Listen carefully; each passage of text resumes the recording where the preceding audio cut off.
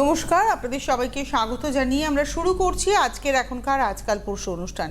এই অনুষ্ঠান আজকাল পরশু এবং এই অনুষ্ঠান হচ্ছে সৌভাগ্যের একমাত্র দিশারি জ্যোতিষতন্ত্রের তন্ত্রোক্ত গণেশাধিকার রাজশ্রীর অনুষ্ঠান। অনেক অনেক স্বাগত রাজশ্রী। সিদ্ধিদত্তা গণেশকে প্রণাম করে শুরু করছি। আমরা এখন একটা মহা সন্ধিক্ষণের সামনে দাঁড়িয়ে রয়েছি।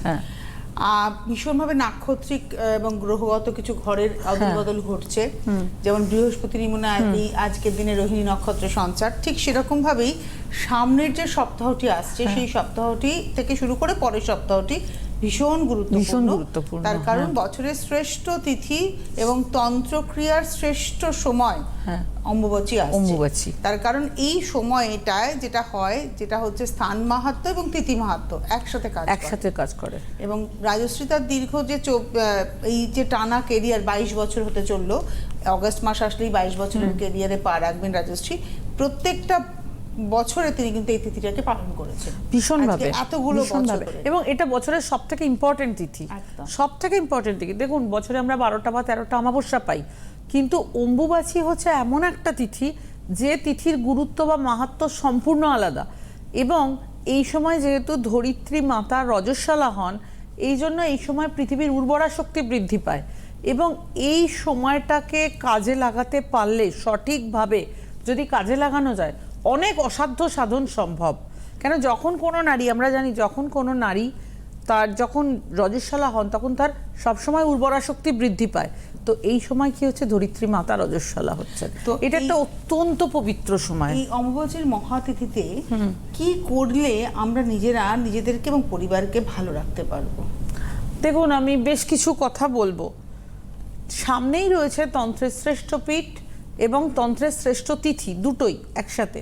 এখানে স্থান মাহাত্ম্য, দেখুন সারা বছরই কামাখ্যার স্থান মাহাত্ম্য আছে, কিন্তু অম্বুবাচীর সময় যেটা যোগ হচ্ছে সেটা হচ্ছে তিথি মাহাত্ম্য। এই স্থান মাহাত্ম্য এবং তিথি মাহাত্ম্যকে সঙ্গে নিয়ে যদি কাজ করা যায়, অসাধ্য সাধন হওয়া সম্ভব। ধরিত্রী মাতা এই সময় রজস্বলা হন, যার জন্য এই সময়টাকে, যখন কোনো নারী গর্ভবতী হন বা রজস্বলা হন, তখনই কিন্তু তিনি পরবর্তী কাউকে জন্ম দিতে সক্ষম হন। তো এই সময়টার থেকে শুভ সময়, ধরিত্রী মাতা যখন রজস্বলা হচ্ছেন, এর থেকে শুভ সময় কিন্তু আর কিছু নেই। এবং মানুষ সারা বছর অপেক্ষা করে থাকেন তন্ত্রের শ্রেষ্ঠ তিথিতে এবং তন্ত্রের শ্রেষ্ঠ পীঠে এই সময় মনস্কামনা পূরণের জন্য। সারা বছর অসংখ্য মানুষ, শুধু সাধক বা যোগীরা নয়, সাধকরা অপেক্ষা করে থাকেন, যোগীরা অপেক্ষা করে থাকেন, গৃহীরা অপেক্ষা করে থাকেন, একদম সাধারণ মানুষ সবাই এই তিথিটার জন্য অপেক্ষা করে থাকেন। এই তিথিটাকে কাজে লাগিয়ে মনস্কামনা পূরণের জন্য অপেক্ষা করে থাকেন। কামনার অনুরূপ ফল ফলে বলেই কিন্তু এই পীঠের নাম কামরূপ কামাখ্যা। এবং এই কামাখ্যাতে স্বয়ং মহাদেবের নির্দেশে কিন্তু কামদেব এই পীঠে প্রথমবার স্তব স্তুতি করেছিলেন, পূজা পাঠ করেছিলেন এবং তাঁর মনস্কামনা পূর্ণ হয়েছিল। তিনি তার প্রাণ ফিরে পেয়েছিলেন এবং পূর্বে স্বরূপও ফিরে পেয়েছিলেন। তো এই জন্য এই পীঠকে ভীষণ জাগ্রত পীঠ মনে করা হয়। এই পীঠে স্তব স্তুতি পূজা পাঠ করে কামদেবের মনস্কামনা পূরণ হয়েছিল। সুতরাং এই পীঠে সকলের ক্ষেত্রেই কিন্তু, যদি এই পীঠে প্রকৃত সঠিকভাবে স্তব স্তুতি পূজা পাঠ করা হয় মনস্কামনা পূরণের জন্য, তাহলে কিন্তু সেই মনস্কামনা পূরণ হবে। কামদেব প্রাণ ফিরে পাওয়ার সঙ্গে সঙ্গে কিন্তু তার সেই পূর্বের স্বরূপও ফিরে পেয়েছিলেন। তো এই সময়টা হচ্ছে বছরের সর্বশ্রেষ্ঠ সময় এবং এর থেকে বড় তিথি বছরে আর একটাও হয় না। অম্বুবাচীর সময় ভুলেও কি করলে যা নিজের সর্বনাশ করতে পারে, এই জিনিসটা মাথায় রাখুন। অম্বুবাচীর সময় কি করবেন না, যেটা করলে নিজের সর্বনাশ হতে পারে না, মানে নিজের সর্বনাশ চাইবেন না। প্রতিষ্ঠিত দেবী মূর্তির পুজো এই সময় করবেন না। প্রতিষ্ঠিত কোনো দেবী মূর্তির পুজো এই সময় করবেন না।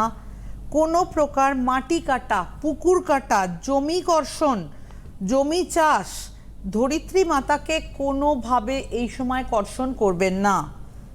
স্বামী স্ত্রী এই সময় সংযম পালন করুন। এই যে অম্বুবাচীর কটা দিন, স্বামী স্ত্রী কিন্তু কোনো প্রকার অন্য কোনো বিষয়ে জড়াবেন না, একদম সংযম পালন করুন দুজনেই। গর্ভধারণ এই সময় না করাই উচিত। অদীক্ষিত ব্যক্তিরা মাতৃমন্ত্র শক্তি জপ করবেন না। যারা অদীক্ষিত তারা মাতৃমন্ত্র শক্তি এই সময় জপ করবেন না। এবং চুল কাটা, নখ কাটা এই জাতীয় জিনিসও এই সময় করা উচিত নয়। এই সময় কোনো সম্পত্তি, জমি জমা, বাড়ি ক্রয় করবেন না। এই সময় কোনো প্রকার ধার বা লোন এই সময় দেবেন না, নেবেন না। কোনো সম্পত্তি বা বাড়ি, গাড়ি যাই হোক, কোনো এই ধরনের অ্যাসেট এই সময় নতুন করে ক্রয় করা, বিক্রয় করা কিছুই করবেন না।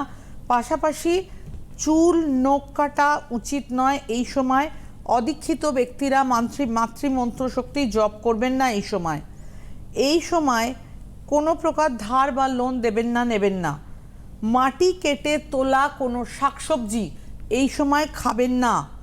কোনো প্রকার টক জাতীয় ফল, আচার খাবেন না। মা কামাখ্যা কিন্তু সকলের মনস্কামনা পূর্ণ করেন। এবং গতকাল আপনি একটা মন্ত্রের কথা বলছিলেন যে 25 তারিখে রাত্রি 9টা কতর মধ্যে যদি শুরু করা যায় একটি মনস্কামনা করে, তাহলে সেই মনস্কামনা পূর্ণ হবেই। পূর্ণ হলে কামাখ্যায় গিয়ে পুজো দিয়ে আসতে হবে।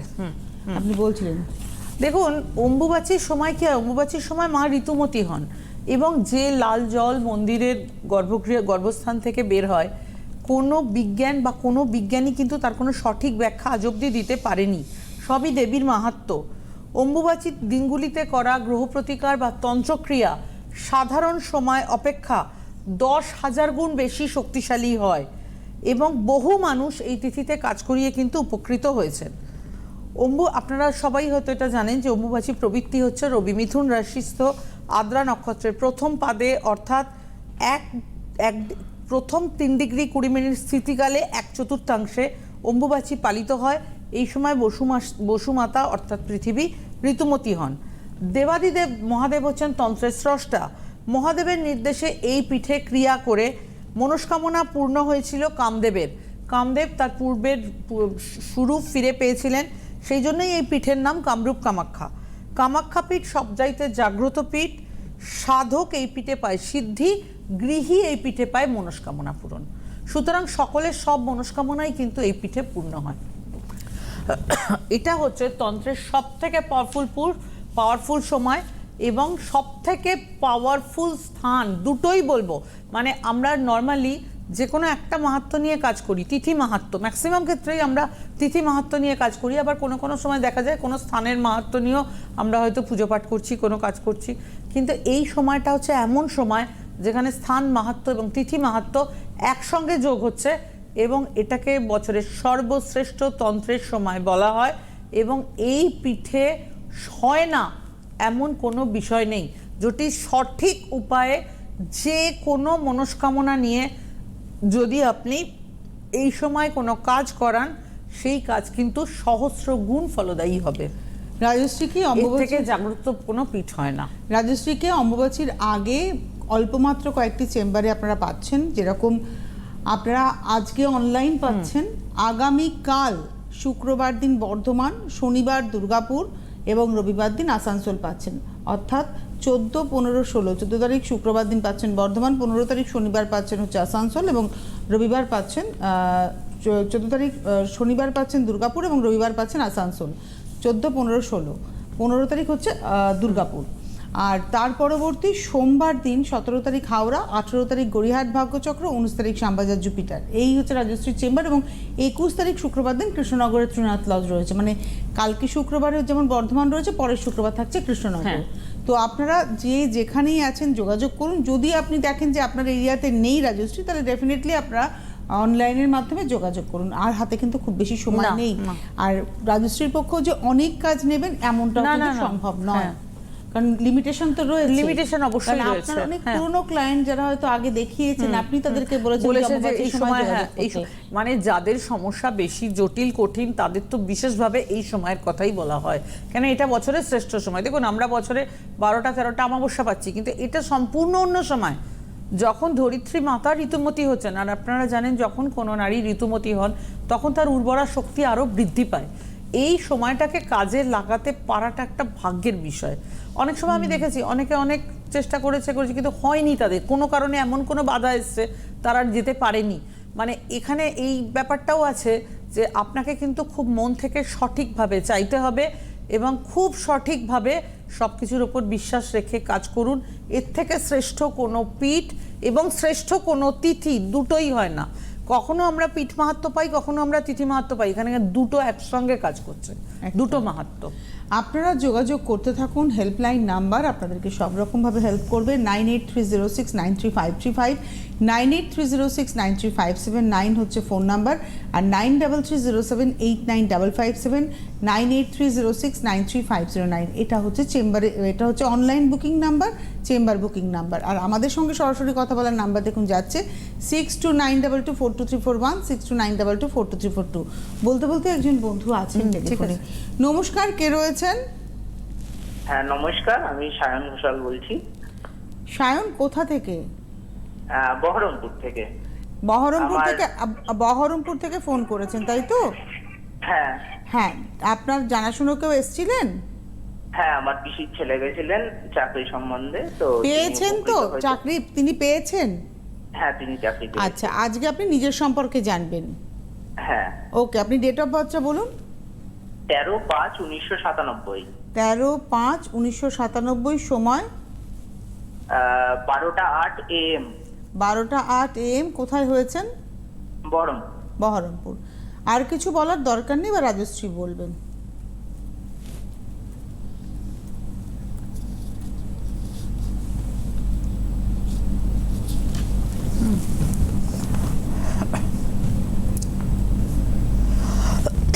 তেরো 5/1997, সেদিন ছিল মঙ্গলবার, রাত 12টা 8, রাত্রির বললো তো রাত 12টা 8, না, রাত্রি 12টা 8। হ্যাঁ, রাত 12টা 8, ঠিকই আছে।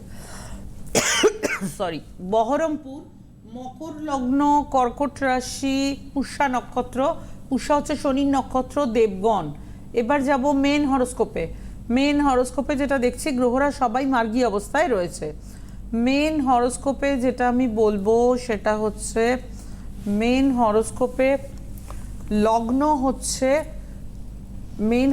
লগ্ন হচ্ছে মকর, সেখানে নিচস্থ বৃহস্পতি বসে আছে। তবে এখানে একটা জিনিস রয়েছে, বৃহস্পতি শনি ইন্টারচেঞ্জ করছে, মানে যে যার ঘরের ফল দিচ্ছে।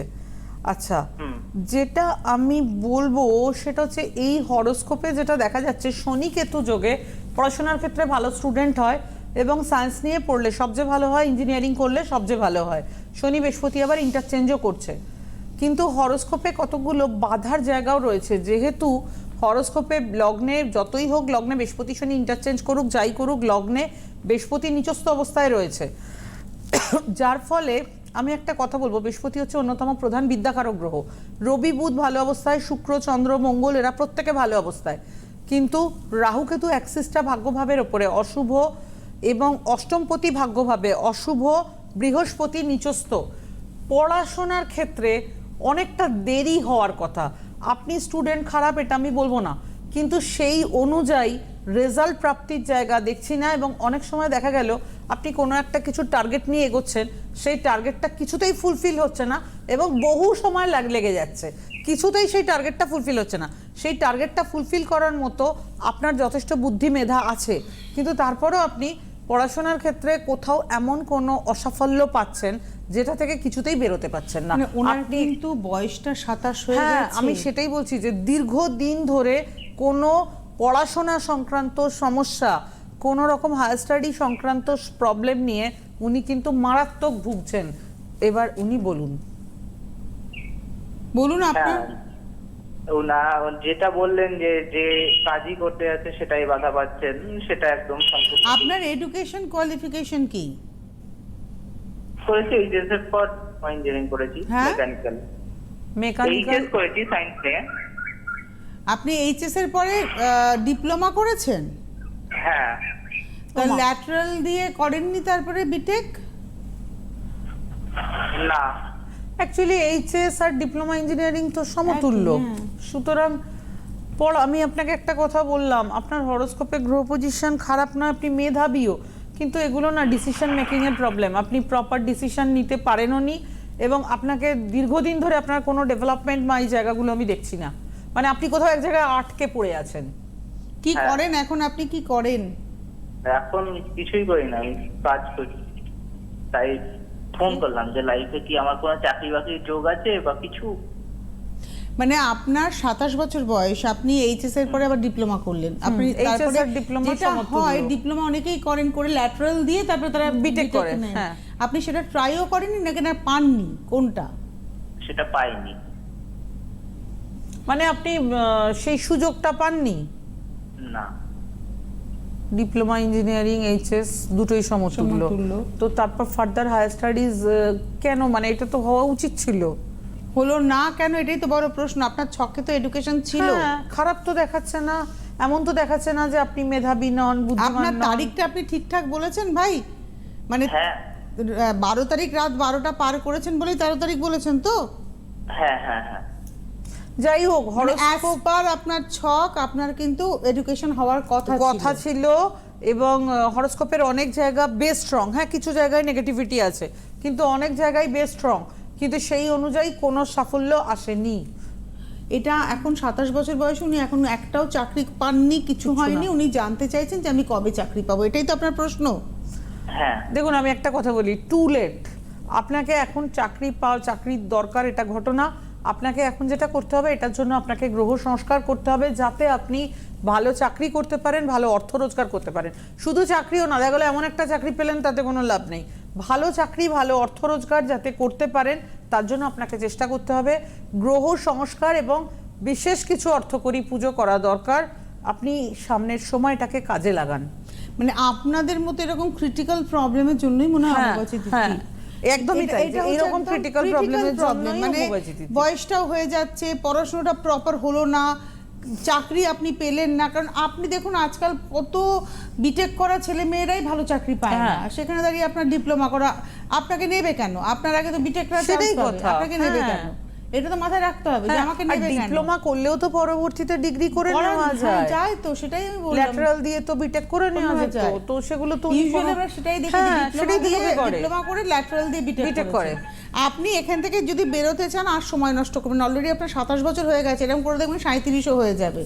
তো আপনি যোগাযোগ করতে থাকুন, টেলিফোন নাম্বার যাচ্ছে। আর অম্বুবাচীর আগে রাজশ্রীকে খুব লিমিটেড জায়গায় পাওয়া যাবে। আপনার বাড়ি বহরমপুর, আপনাকে অনলাইনেই যোগাযোগ করতে হবে, এবং আজকেই কিন্তু অনলাইন চেম্বার রয়েছে। অম্বুবাচীর আগে আজকে অনলাইন রয়েছে, আপনারা যোগাযোগ করতে থাকুন। আজকেই অনলাইন চেম্বার, আগামীকাল বর্ধমান, এবং তারপরের দিন দুর্গাপুর, অর্থাৎ শুক্রবার দিন বর্ধমান, শনিবার দুর্গাপুর, রবিবার দিন আসানসোল। 14, 15, 16 আপনারা পেয়ে যাচ্ছেন বর্ধমান, দুর্গাপুর, আসানসোল। ইমিডিয়েটলি যোগাযোগ করতে থাকুন হেল্পলাইন নাম্বারে। আর অনলাইনে যারা দেখাবেন, আজকেই কিন্তু অনলাইন চেম্বার রয়েছে। সোমবার রয়েছে হচ্ছে মানে সামনের সোমবার হাওড়া রয়েছে 17 তারিখ, 18 তারিখ গড়িয়াহাট ভাগ্যচক্র, 19 তারিখ হচ্ছে শ্যামবাজার জুপিটার, এবং 21 তারিখ আপনারা পেয়ে যাবেন কৃষ্ণনগর। এই হয়ে রাজশ্রী কিন্তু চেম্বার অফ হয়ে যাবে। 22 থেকে 29 রাজশ্রীর চেম্বার বন্ধ থাকছে। নমস্কার, কে রয়েছেন? আমি একটু বলবো কি, একটু বলে নি, একটু টেলিফোন নিয়ে নিই, আমাদের উনি এসে গেছেন। হ্যালো হ্যালো, কে বলছেন? আমি বলছি রিক্তা তালুকদার বলছি। হ্যাঁ রিক্তা, বলুন কার সম্পর্কে জানবেন? আমি দিদি ভাই, আমি নমস্কার। হ্যাঁ নমস্কার। আর রাজশ্রী ম্যাডাম, আমি নমস্কার। আচ্ছা হ্যাঁ নমস্কার জানিয়েছি আমরা, আপনি বলুন আপনি কার সম্পর্কে জানবেন? আমার মামা তো ছেলে গিয়েছে। হ্যাঁ মামাতো ভাই? হ্যাঁ হ্যাঁ, মামা তো ভাই গেছে, তা উপকার হয়েছে, চাকরি পেয়েছে, গভর্নমেন্ট সার্ভিস। বাহ, আজকে আপনি আপনার ছেলের সম্পর্কে জানবেন? হ্যাঁ, ছেলের জন্যই জানতে চাচ্ছি। আচ্ছা, কোথা থেকে ফোন করেছেন বললেন? আমি শিলিগুড়ি থেকে বলছি। শিলিগুড়ি থেকে, বলুন। ডেট অফ বার্থ, খুব সময় নেই। হ্যাঁ, জানুয়ারি 3/1/95 সাল। 3রা জানুয়ারি 1995। হ্যাঁ হ্যাঁ হ্যাঁ। সময়? সময় রাত 15 মিনিট, মঙ্গলবার। রাত 15 মানে কোন রাত 15? মানে রাত্রে। হ্যাঁ, সেটা আপনি কি মানে কটা 15? মানে 5টা 15, রাত্রে 10টা 15, 8টা 15, কত? রাত্রে 9টা 15। 9টা বলেননি তো আপনি।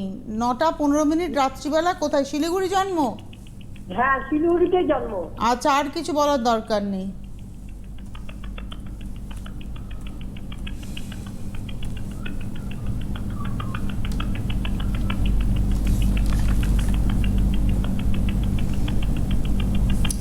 আচ্ছা, 3রা জানুয়ারি 1995 মঙ্গলবার, রাত 9:15 বললেন না? হ্যাঁ হ্যাঁ হ্যাঁ, রাত 9:15, ঠিক আছে। 3রা জানুয়ারি 1995 মঙ্গলবার রাত 9:15, শিলিগুড়ি, সিংহলগ্ন মকর রাশি, সিংহলগ্ন মকর রাশি, এক সেকেন্ড,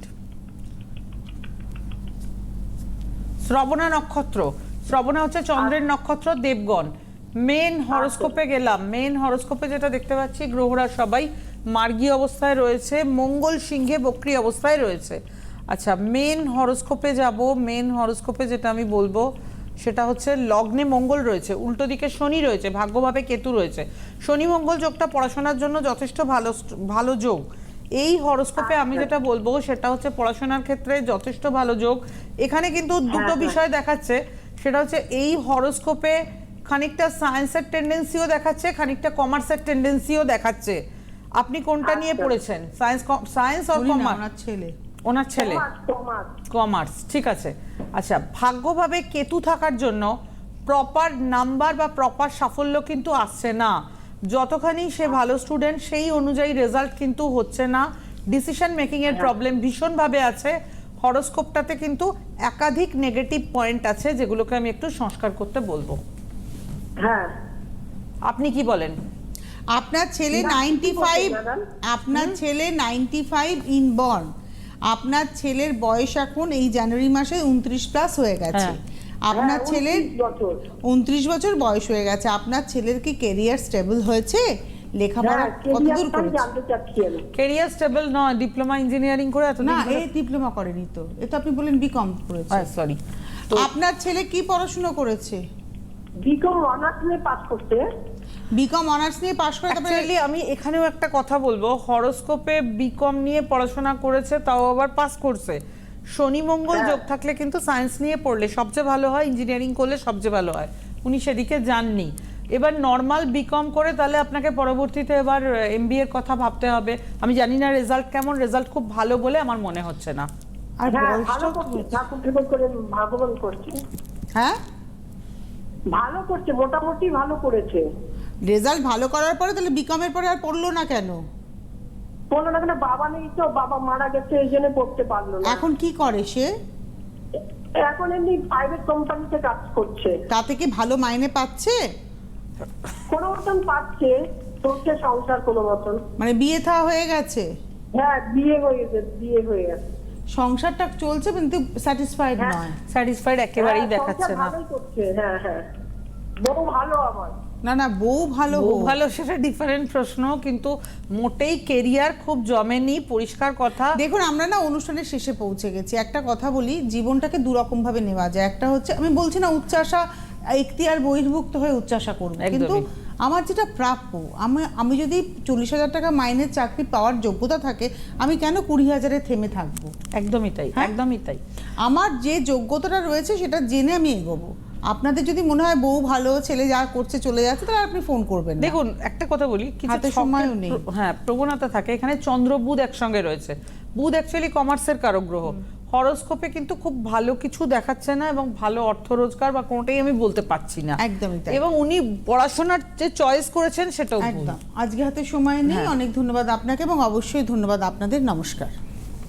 গণেশাধিকা রাজস্বী দে এখন আপনাদের হাতের নাগালে। ঘরে বসে লাইভ কলে রাজস্বীদের সুপরামর্শ এবং তার দেওয়া প্রতিকার পেতে অবশ্যই ফোন করুন এই নম্বরে 9830693509। পরিষেবা চার্জেবল।